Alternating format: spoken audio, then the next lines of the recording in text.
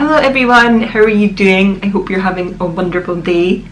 In my last video I spoke about my bad hallucinations and I mentioned that I would do a video on my good hallucinations, and that is what I am going to do in today's video. Not everyone that has hallucinations has good hallucinations. My negative hallucinations are definitely much more present than my positive ones. I'm not really sure why I wound up with positive, comforting hallucinations. Maybe it was my brain's way of trying to escape or something. I have no idea. I mentioned in my bad hallucinations video that my hallucinations have names, mainly names that I have given to them, and my two good hallucinations were both female and they were called Marissa and Melanie, and they were my sisters. If that doesn't make sense, you might want to watch my delusions video because I do talk about it in that, but basically I had this delusion where I could move between realities, and in each reality I had a different life. So in one reality I was adopted and my biological siblings were Marissa and Melanie. I can't remember exactly why I named Melanie Melanie, but Marissa was named after Marissa in the OC because they looked very similar and they were both human.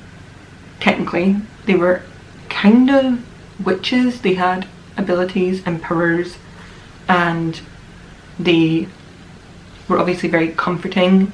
Sometimes Marissa would appear and argue with my negative hallucinations, but for the most part they just offered a lot of encouragement. Melanie was much more auditory. I heard her a lot more than I saw her, but I did see her at times as well. Marissa was both. She was very visual and auditory at the same time. She would speak at me or speak at other things I was hallucinating, and she just became this really positive and nice hallucination, I guess. You might have noticed I said they were both human at first. Marissa actually passed away during one of my hallucinations. She was killed by the demons that I saw, and I won't go into detail of that because it was one of the most wild and complex hallucinations I've ever had, and it was also quite traumatizing. But basically she was killed by the demons because I refused to do something that one of my bad hallucinations that I mentioned in the video before. Yeah, I refused to do something that she said and the demons killed Marissa.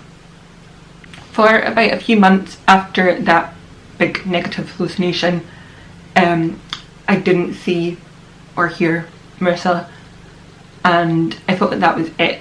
I basically thought that she was just never coming back, and then she actually did return eventually as a ghost, and she was the one ghost that I didn't try and help move on, probably because she was such a comforting experience to me. Something my psychiatrist at the time actually asked after I'd been on medication for a while and wasn't experiencing hallucinations all that often was if I missed having the comforting hallucinations, and that really struck a chord with me because obviously during the worst of my psychosis it was very welcoming when I saw them. It was something that made me feel very safe and very secure, and then when the medication kicked in and I stopped seeing things, I really had to kind of look elsewhere for that kind of comfort and secureness and safety. This has suddenly turned quite spiritual, but basically I needed to learn how to trust other people, and most importantly to trust myself and to feel like I could comfort myself. And for years I'd obviously got that from Marissa and Melanie, and then to have that just vanish obviously did have an impact on me.